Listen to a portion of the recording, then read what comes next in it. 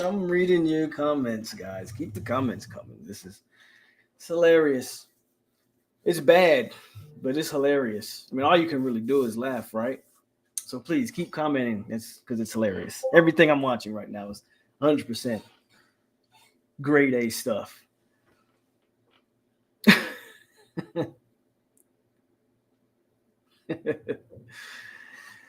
uh,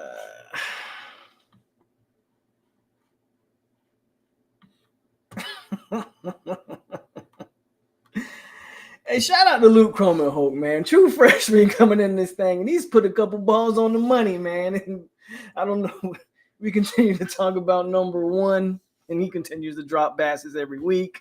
Hakeem, you got to be better than that. Like, I'm not gonna get on Hakeem too hard.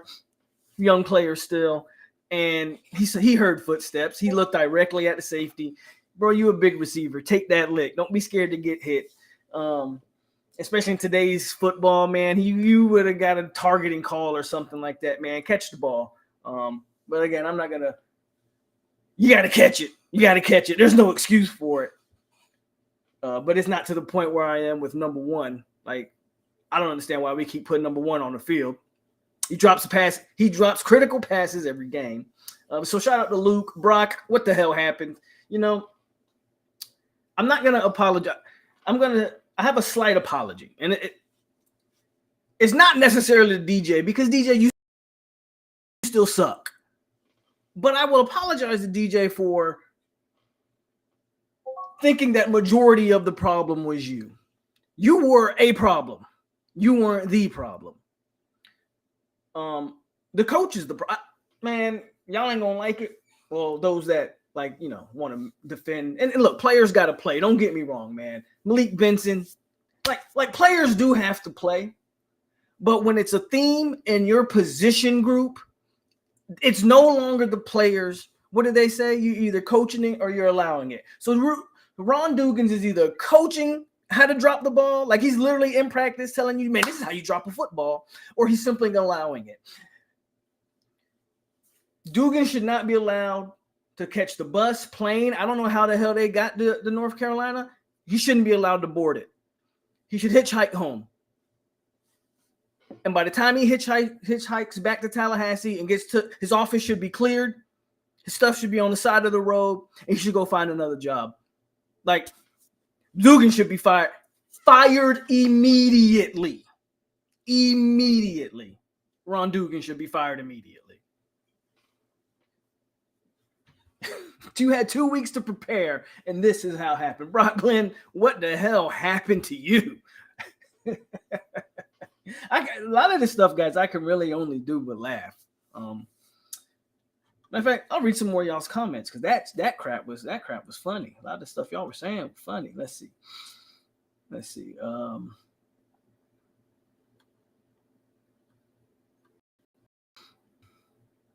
don't see us winning another game. I hate Kentron more than any player I've ever seen. Is Kentron the worst receiver in FSU history?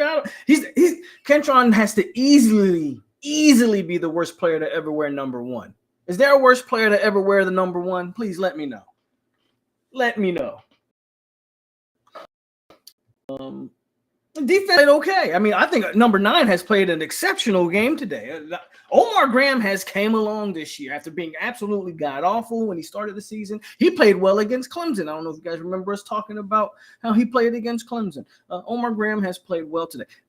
If you guys don't notice, my instant halftime reaction is going to be a little bit more PG. I might save the entire clip for the post-game reaction. So if you came here to see me rant, rave, and you'll get a little bit of that, but not a lot. Don't look at some positives. I think Omar Graham has actually played fairly well today. Not fairly well, very well. I think Omar Graham has played pretty good. But we knew Duke's offense wasn't any good, right? So, but no. I mean, Farmer continues to play well. I don't know what's up with these offsides, man. FSU has had like 5 offsides calls. I I don't know if that's something that Duke noticed on tape in there, but that's kind of weird that FSU keeps lining up offsides. Kind of interesting. But Farmers played good ball despite the offside penalties. I mean, defense is doing what the defense does against a bad offense. We know you didn't watch yesterday. You should go back and watch it. I told you Duke's defense. We knew Duke's offense was a bad offense. We just knew it was that pick six is why the score why the score looks the way it looks. It would be 10-6 if it's not for that pick six for the most part. And then the other interception, I mean, if you don't throw that one, maybe they probably don't get that touchdown. So ultimately, your offense has cost you points in this game. That's what it is, man. That's really what it is. Offenses cause you points. It's one thing to play bad, Brock Glenn. You can't turn the ball over, and 3 turnovers. Brock Glenn. I think FSU should probably stick with 11 because don't get me wrong. I think Luke has shown that Luke's got an arm. He's got some feel for the passing game. Now, all the speed is too fast. You're going to see this. It's too fast for him. Luke Cromaho's going to have to figure out on the fly here. I'm curious to know how this QB position plays out over the season. But yeah. Some of the stuff that they're going to do with Luke, they probably should have been doing with Brock Glennon in terms of just making the game easier for him. But yeah, that's, Luke is going to have the same moments that Brock Glenn. Luke, if you start Luke from here on out, he's going to have this type of game that Brock Glenn just had. He's going to have one of these games. And that's my thing with, you should just stick with Brock Glenn. You're not winning football games, guys. If you haven't come to the realization 6 games into the season that this team sucks, and you are a 2 to 3 team, 4-win team at best, and that's going to cause you're going to have to pull an upset.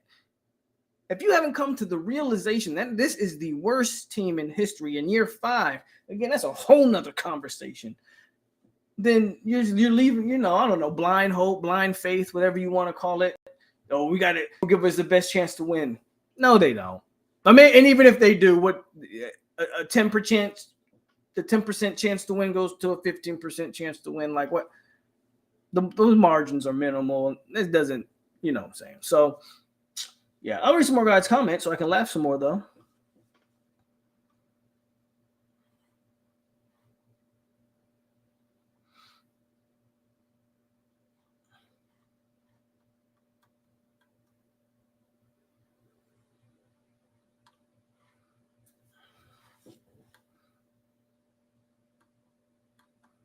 Brock is cooked.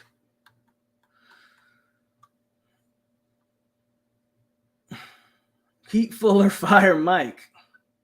I mean, no, I'm not. I'm not saying that. I wish he could fire Mike. I believe a game like this is a fireable offense. Problem, he gave him that damn extension. It's crazy.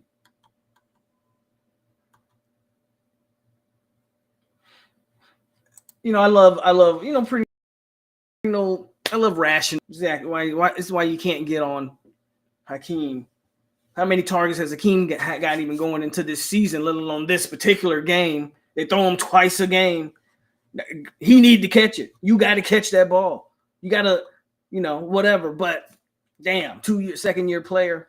I don't know. It just is what it is.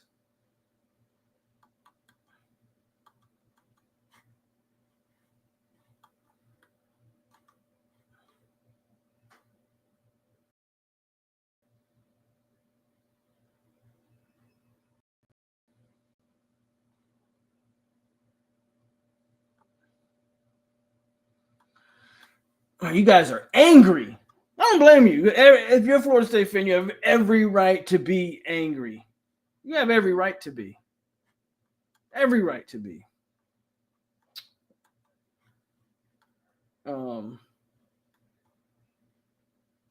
Go Yanks. I'm with you there, Irv. Go Yankees. I think Knicks are playing their last preseason game of the night too. So, last preseason game tonight. So defense is balling. They're playing good. Playing good. Norvell gonna ruin the freshman behind the line. Yeah, I mean, again, I have my reasons for saying you gonna sink or swim with Brock Glenn, and that's really one of them. Like I was saying yesterday, if you listened, I don't understand why you want to throw Luke Kromer situation. Guys can't catch, and though I don't know if anybody's noticed since we're talking about the offensive line, Jalen Early to me has looked very good at guard. 69 sucks. They took Otto out in place of 69. But kept Early in. I probably would just keep. I know you're going to take your bumps and bruises with Otto as well, but 69 is borderline unplayable in my opinion. I put a comment on Twitter, I think it was yesterday or a couple of days ago, that I think Casey Roddick is a better player than Terrence Ferguson. Than Ferguson. I think Casey Roddick played better than Ferguson. And the more I watch 69, the more I stand by it. I stand by that. I stand by that.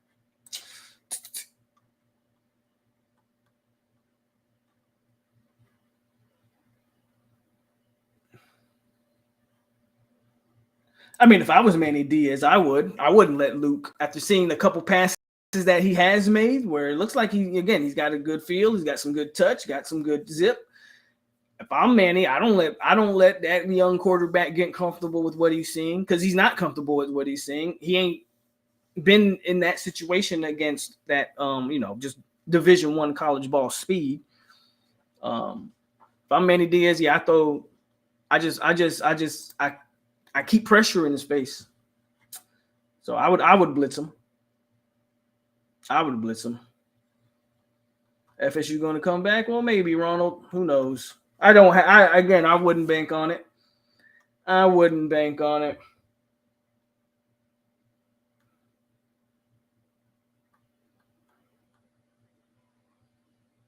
There better be some changes on the staff immediately. Yeah, I mean, we've talked about, we know that, Antonio. We know that, right?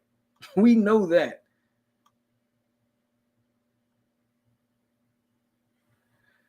I think it should be. Kusami. I think this game, and again, I don't even necessarily blame Mike for going to Luke per se. I mean, it's almost like he had to do something, because Brock looked like he was going to collapse in front of your eyes at that point, especially that the first interception. Let's talk about those interceptions real quick. Okay, so the first interception, I have a problem with that play call. Brock doesn't go through any progression. So what that tells me when you're watching it is this is the route that was dialed up. This is the play they designed to get open. And Brock was going to make this pass regardless, which is why he made the pass. The call is because you're on the far hash and you run that out route to the field side. That's a hell of a throw for any quarterback to make, let alone Brock Glenn. You got to have a bunch of zip on a throw like that. That's NFL caliber throw. And you ask Brock Glenn to throw that ball. Now, unless he's made that throw 20 times in practice, like, and even so, like, that's a bad play call. That is a bad design play, in my opinion, the first interception. Not excusing Brock Glenn, just saying that's a bad design play. Interception, I'm not sure what Brock saw there. At that point, you knew he was feeling the pressure. At that point, yeah, you kind of knew, like, he's seen ghosts. The other two turnovers has gotten to him. Now he's pressing too hard. But the first pick, bad design play, in my opinion.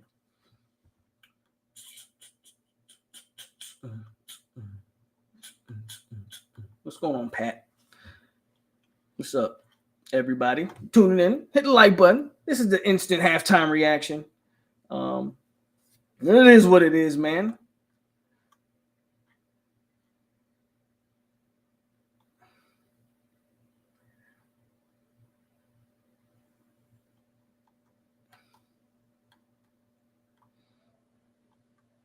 Want to see the Wildcat. They got to be able to block up the Wildcat. I mean, you want to talk about, Wildcat, that kind of talks me to the running game. I think your boy is Cam Davis, I think he can be a very solid straight ahead type runner. Obviously, he don't look very nimble. But he looks like a good guy who can, wear and tear down a defense, ground and pound with a Cam Davis. FSU's gonna have to find some more a running back that's got a little bit of move to him, a little bit of lateral quickness to him. I don't think Cam is that, but I think Cam has ran the ball very hard today. And I think the reason why you've seen even some hard runs from Toffoli and Cam, I think early line, those middle runs have opened up a little better, in my opinion.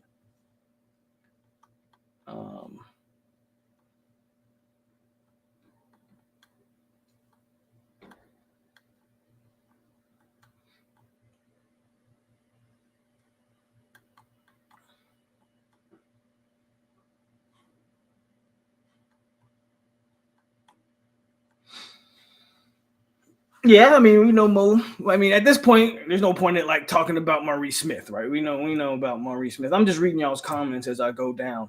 What up with Holmes? I think the staff has given up on Keziah Holmes. Haven't seen him at all. I think the staff has given up on him. He's listed on the depth chart. I haven't heard anything about an injury. I think he's done. At this point, they're going with Cam Davis and they're going with Toffoli, the two guys who really carry the rock. Keziah's not even getting a chance.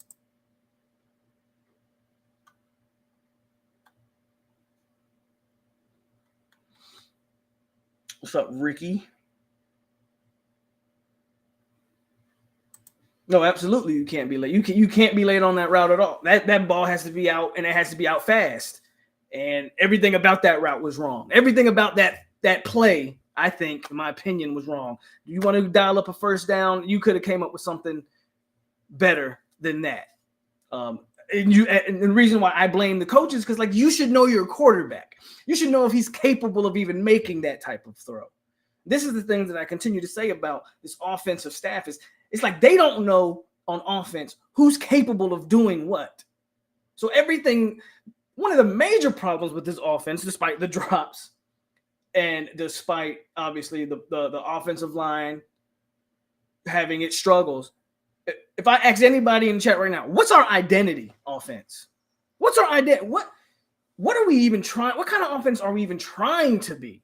We don't have one. We don't have an identity at all. And that's why they can't get in a rhythm. That's why they can't get any type of momentum on offense. Guys don't know what they're doing play to play. It's pretty apparent to me. The entire coaching on offense has there's some bad stuff. This is historically bad stuff that you're watching right now.